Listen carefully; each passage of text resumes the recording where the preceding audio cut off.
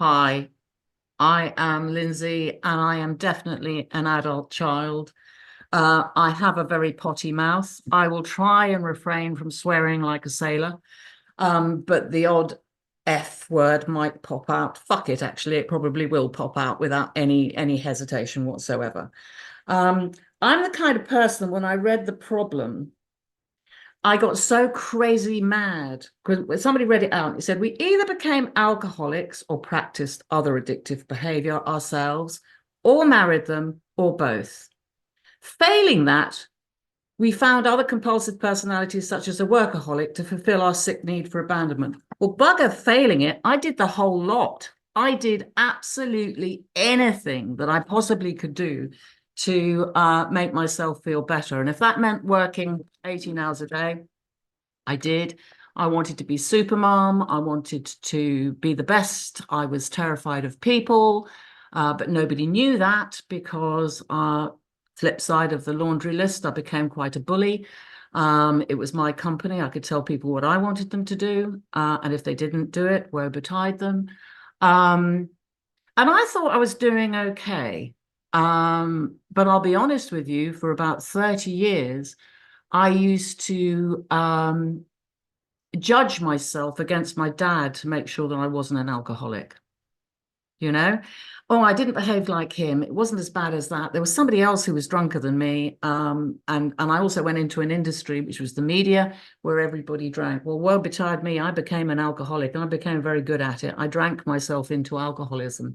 But I was a very functioning alcoholic. I ran a big business. I made a lot of money. I had everything that everybody ever wanted. And if I wanted it and didn't have it, I could buy it. So all in all, I was doing very well.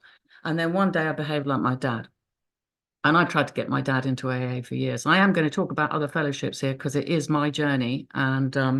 And anyway, I can speak about what I like. Um, but I went into AA because I knew I'd been trying to get my dad into AA for years. And I went into AA and I was well, it was a God shot. I went into AA and I haven't had a drink since.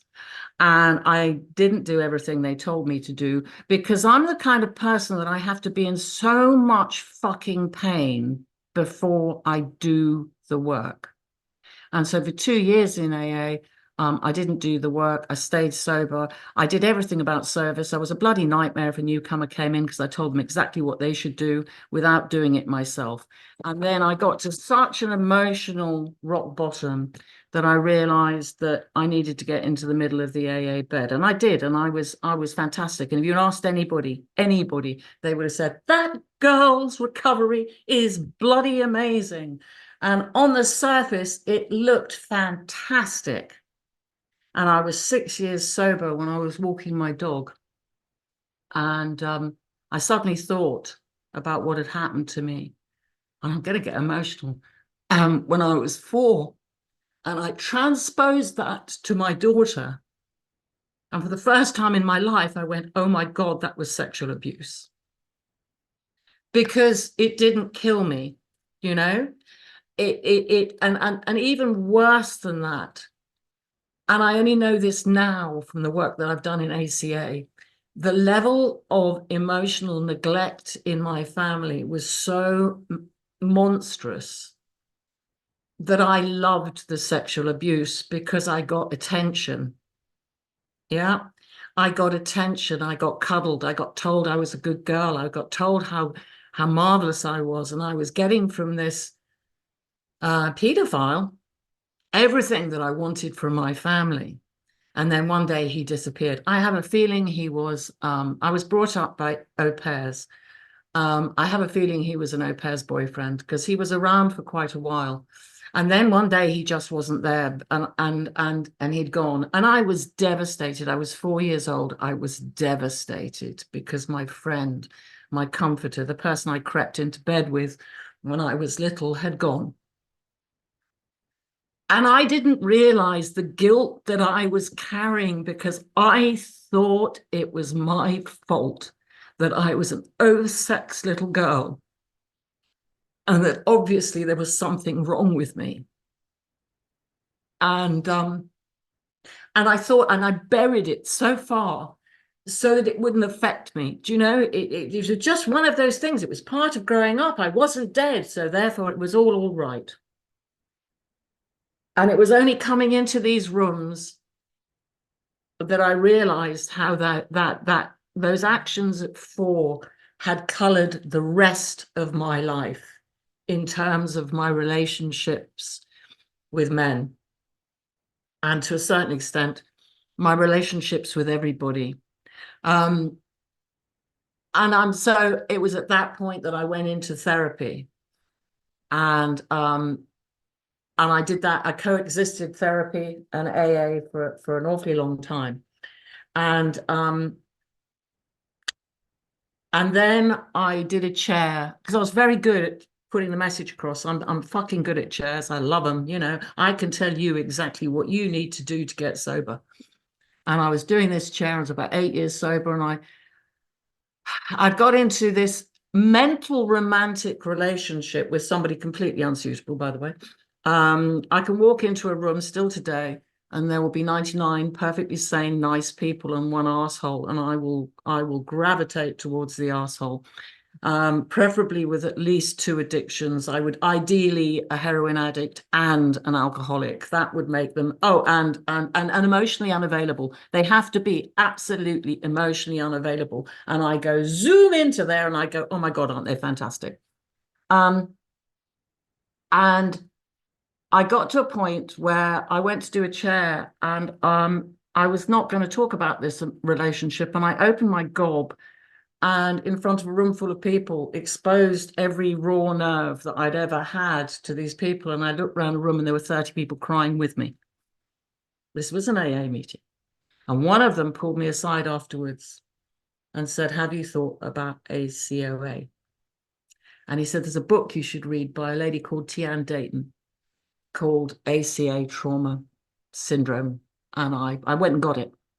And I read it, and I can remember sitting up in bed, and I was highlighting absolutely everything. Boom, boom, boom, boom, boom. This is by the way, this is my big book, and it's not got any stickers in it.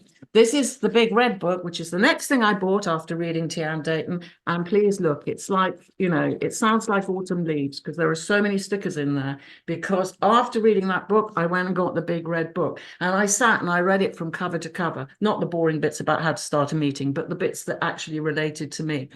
And I highlighted everything. It's just a stream of highlight. As I can remember sitting in bed going, this is me, this is me, this is me. But I wouldn't go to a meeting. See, I was in recovery. I was a good girl. I was strongly sober. I was doing all sorts of things, loads and loads of services. I wasn't going to go to a meeting. And then eventually I got pulled by a friend into a meeting, and I hated it. Face-to-face meeting, I hated it. People sitting around moaning. They were moaning. They weren't talking about the solution. They were just moaning. And I decided ACA wasn't for me. Remember, I told you I have to be in serious pain before I do the work. Yeah.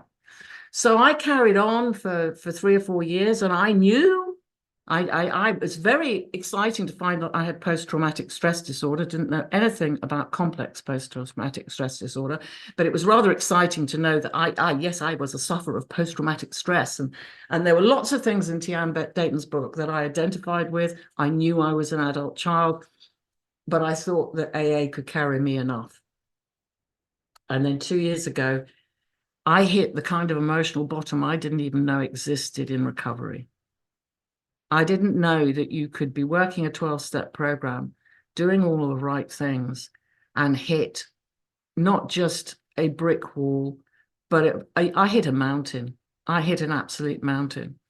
And everything, there was just, when I say problems, there was things I had to overcome again and again and again and again and again. And I overcame them because you know what? I'm a survivor. You know, give me a problem, I'll sort it out. Tell me that you need something, I will sort it out. And I just wasn't realizing the depths that I'd got myself into. I'd stopped therapy. I didn't think I needed it now because I was well. And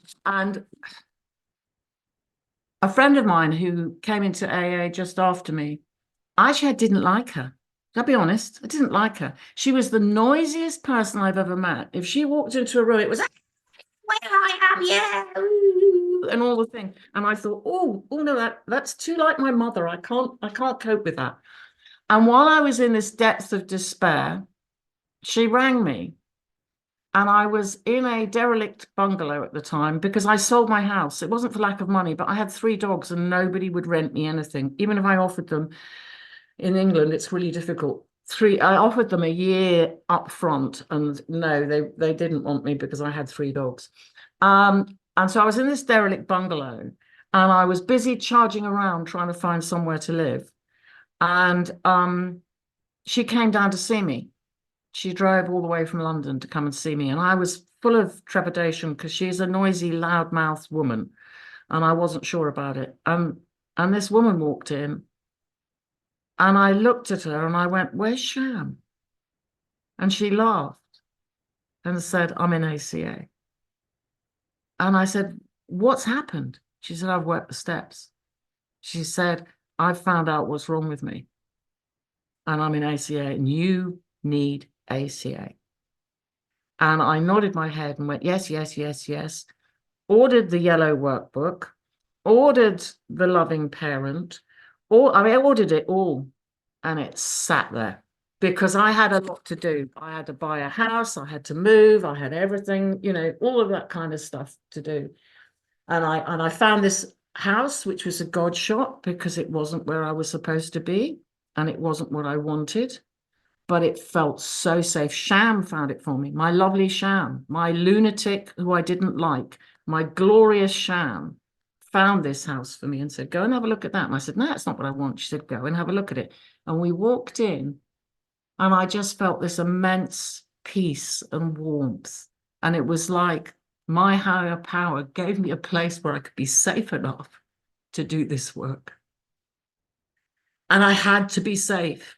And you have to be safe because this is fucking messy.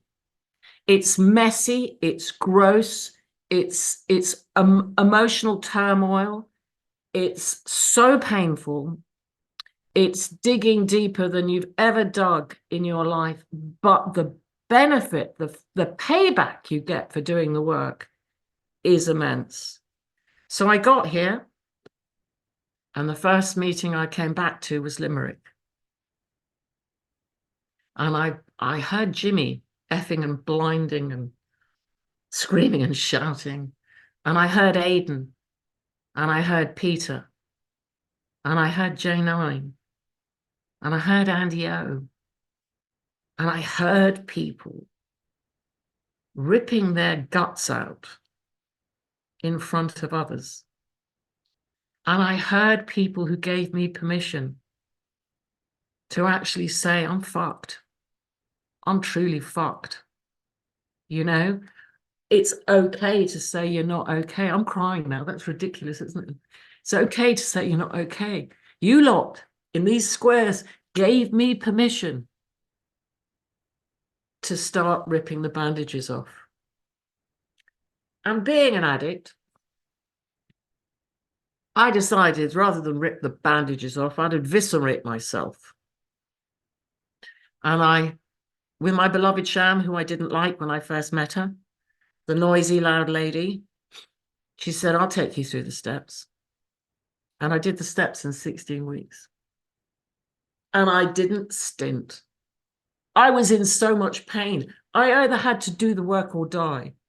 I now know why in other fellowships, people have 28 years and go out and put a gun to their head. I know why people with 30 years sobriety go out and buy that bottle of vodka. I know why, because this is the bit of the work that we don't do in other 12-step fellowships. This is looking at our childhood and finding out why we are the way we are. And my initial reaction was fear, fear and anger. God, I got angry at my parents. Jesus, I got angry at my parents. I wrote a letter to my mother, which started off, why the fuck did you have children? How fucking dare you teach me codependency was love? How fucking dare you? And it went on. 36 lines of which started with how fucking dare you. That was the level of anger that I had never voiced. I had never voiced. I had never told, I didn't even know it existed. You see, in a lot of other fellowships, you're not allowed to have anger because that's selfish, or so you're told. You're not allowed to have self-pity because that's selfish and you need to go and help others. Before I came into ACA, I was doing 9 meetings a week of AA. I was sponsoring about 10 people, and I was doing service at every level that you could possibly do service, and I still felt like shit. I felt like shit. And every time I went to somebody and said I felt like shit, they said, do more service, do more service. And I was dying. So instead, I come to Limerick and I meet you guys, and you start giving me permission to dig, and I threw myself into it. Guys, it says in the solution is to do the steps to go to meetings. It doesn't say go to meetings. It doesn't say use the telephone. It says do the steps, go to meetings, use the phone.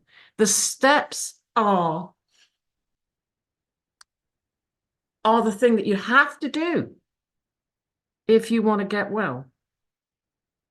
I mean, Jimmy sort of says you can come to meetings with your suitcase full of dirty laundry. You can open your suitcase. You can show everybody your dirty laundry. You can then pack it up neatly, put it back in your suitcase, and then walk out with it. You actually need to leave your dirty laundry. You need to put it in the washing machine or throw it away or do whatever you have to do to find out who you are. I don't suggest anybody does the steps in 16 weeks like I did, because then I went on and did the traits book in another 10. So in 26 weeks, I did the steps and I did the traits books. And I went back into therapy hard, with a therapist who'd been trying to love me better for years. But I was so disassociated with my childhood that I would quite happily tell her all of the awful things that happened to me, but with absolutely no emotional link with it at all.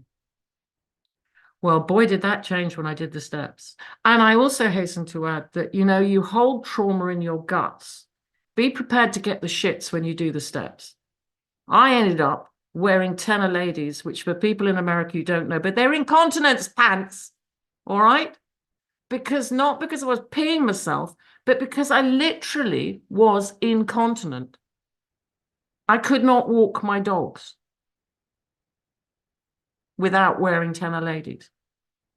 I had stomach cramps, I had incontinence, and also I have been diagnosed with IBS, yeah? I had 3 months of incontinence. Bye-bye, IBS. I have no IBS now. Because what that was trauma. You hold your trauma in your guts. When you start looking at that trauma and exposing it, some people get very ill. They get ME, they get whatever it is, fibromyalgia, and all of these kind of things. I got the shits, and a lot of people I know got the shits. Shan got the shits too. When I rang up my fellow traveler and went, I've got the shits, she went, join the club. I've had them for 3 months. They do go. And they went. And do you know what? I was so desperate. I was going to live through those shits, even though I had a vision of me being in continence pads for the rest of my life. I'm sorry if I'm being a bit rough around the edges here, but I'm telling you my truth. Okay. So I did the steps, and I did the 14 traits. I was absolutely honest. I mean, I wrote theses on each of the steps. I didn't leave any stone unturned, but as I said, I was disassociated from it.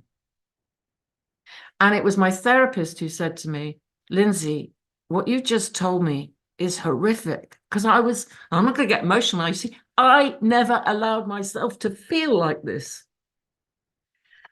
And I was telling her, and I couldn't understand why I remember reading in the yellow book, and it has, you know, the feelings wheel. You know, go through these feelings because you don't know what to do. I'm a fucking journalist. I use words. I'm a wordsmith, all right? I know feelings. How very dare you tell me to read a list of feelings?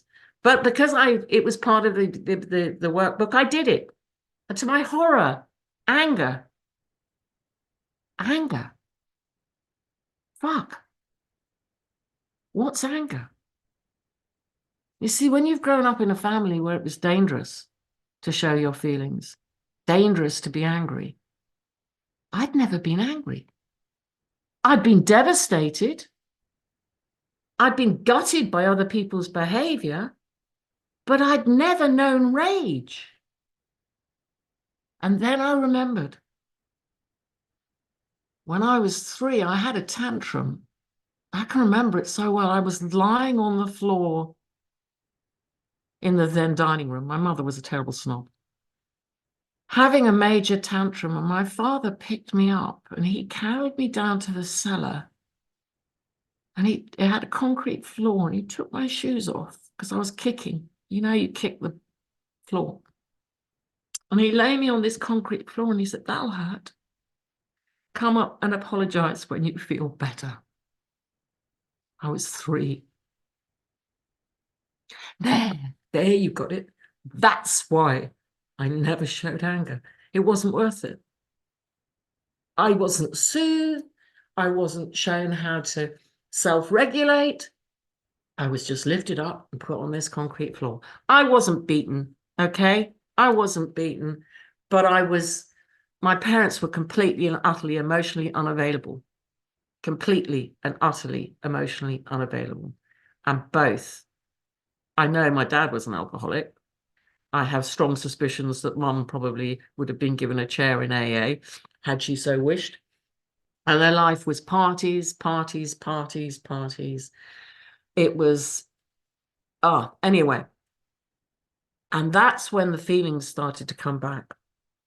And I've had to step my foot off the pedal for doing any more written work at the moment, because I did such a major chunk that for the last 6 months, I've been going to meetings.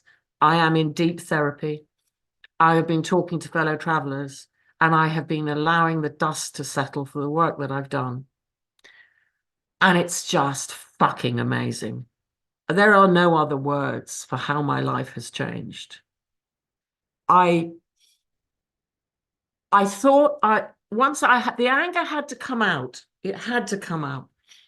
But for me, what was pivotal was actually Tony A's 12 steps, when I did a fearless and thorough inventory on my parents. And I saw how blindingly damaged they were. The abuse that they had suffered in their childhood.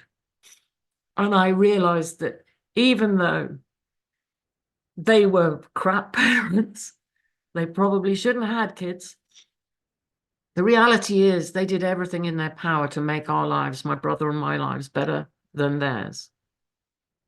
And I realized how frightened my mother was, how terrified she was of what people would think of her, how terrified she was about how she created this completely false persona that she hid behind. She was an actress that she hid behind.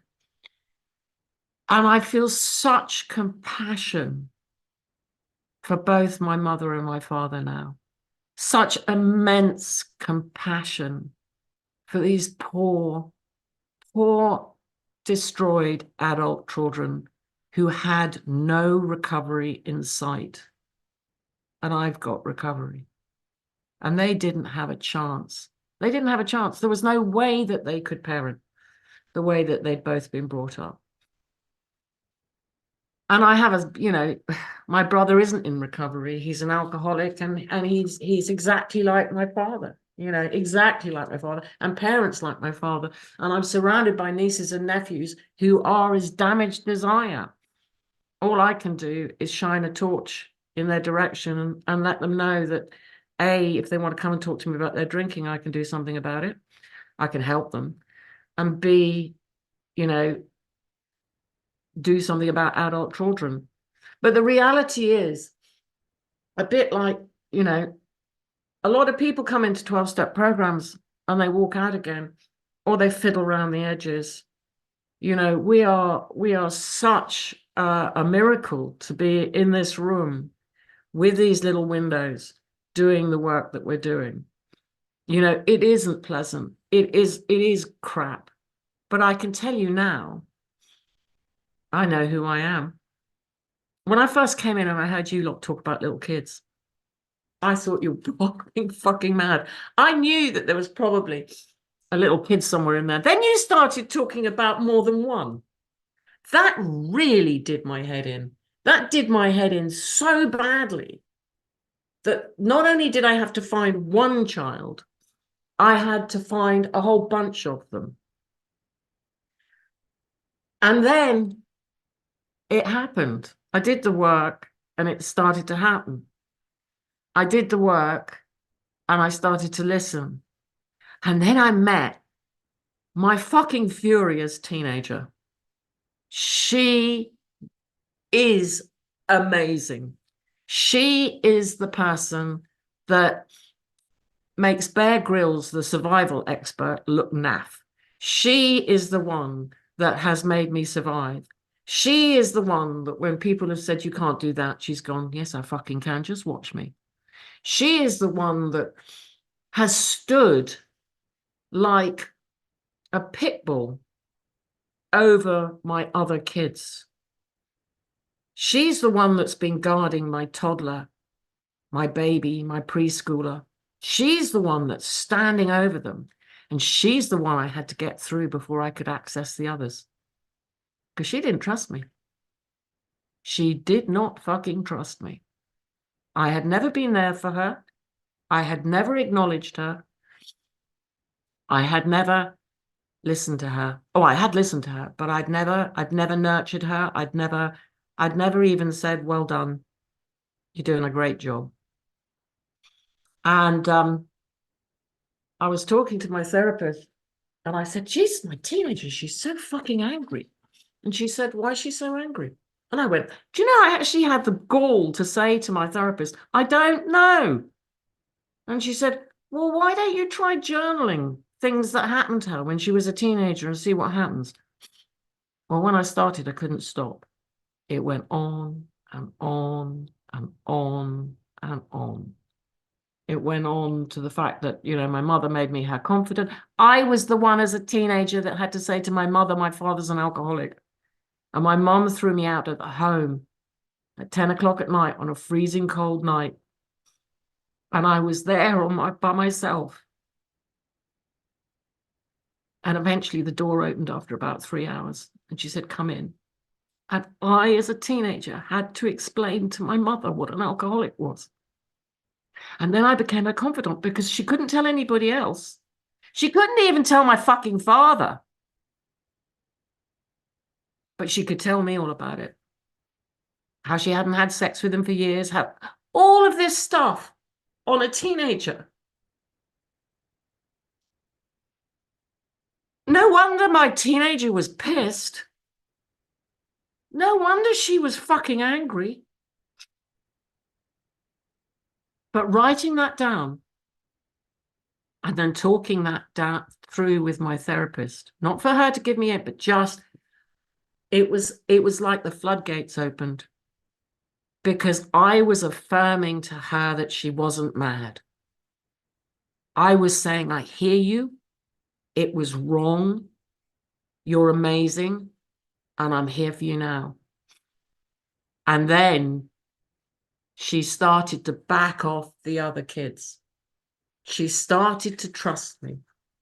She started to listen and say, well, I suppose you might be able to meet the toddler. And I can remember last summer, I was walking down by the seawall and my preschooler was whinging. I don't have names for them yet. They're me. They're me. They're part of me. And she was whinging because it was really hot that I hadn't got a swimming costume and the tide was perfect and the sea was, and she was just whinging. And I just went, I can hear you whinge. And she was going, I want to swim. And I went, well, let's fucking swim then. And I just jumped off the seawall into the sea with all my clothes on. One woman thought I was committing suicide. I had to wave from her as I floated, fully dressed, in the water, going, no, it's okay. I'm just having a swim. And this child was laughing so hard. She was just so full of joy. And it was such a pivotal moment for me to meet my 3-year-old. I want to talk about what this program's done for me now. It's taught me to let go in a way that I didn't believe was possible. It's taught me that a lot of my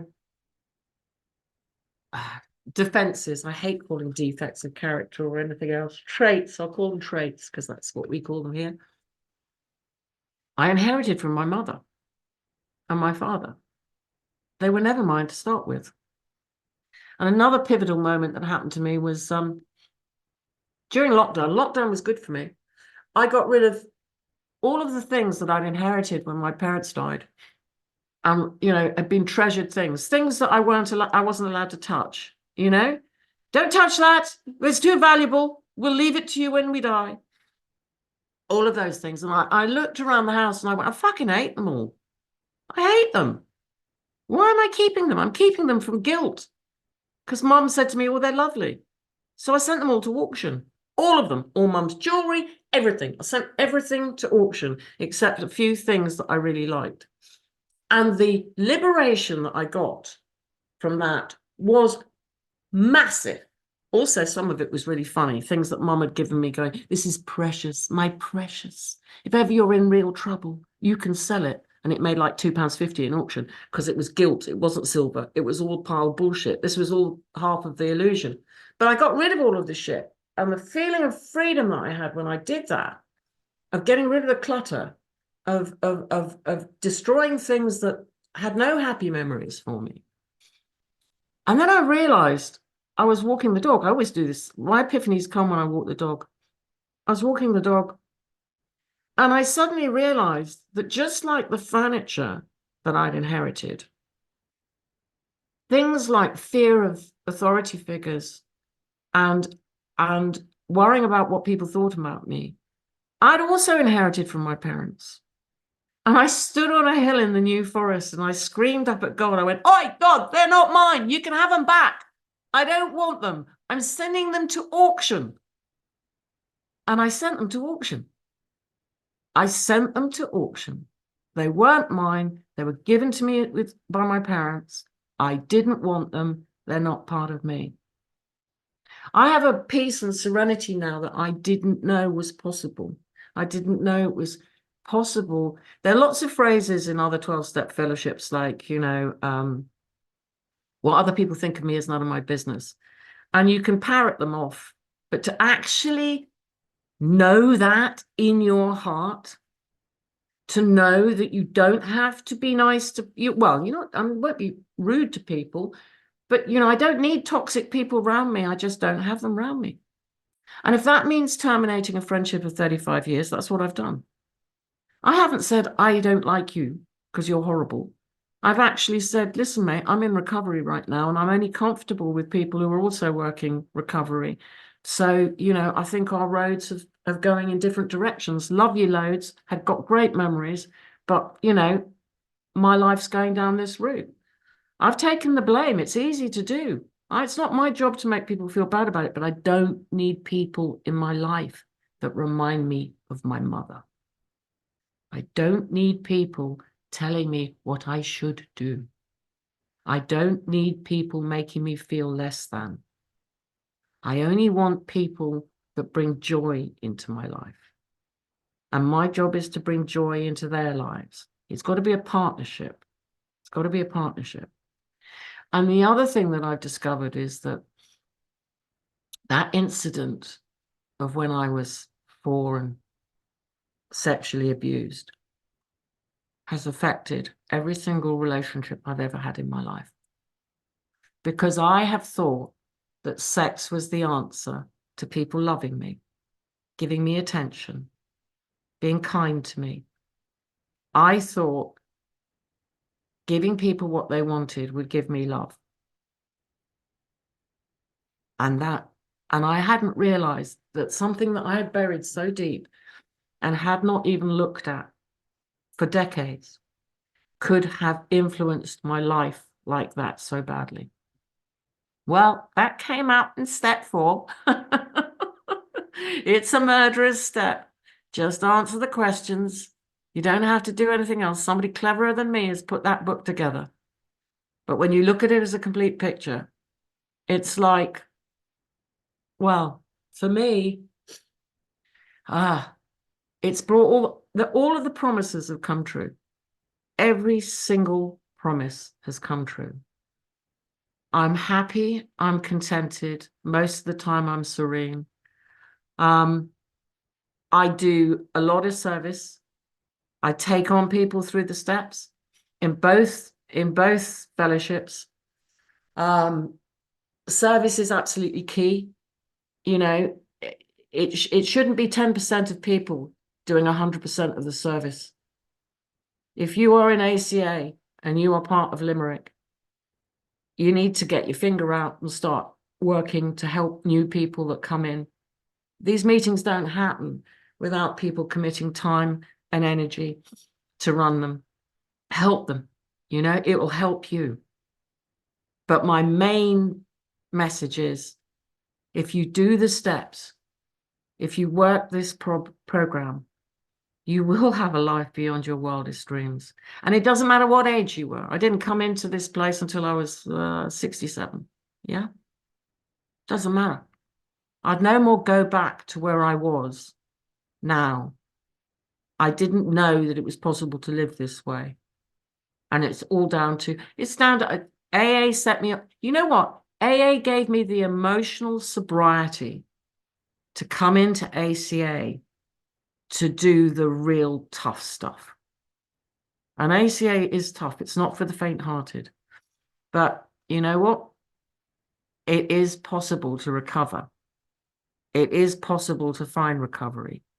And hand in hand with that comes a level of happiness that is beyond my wildest dreams. And I think I'll leave it there.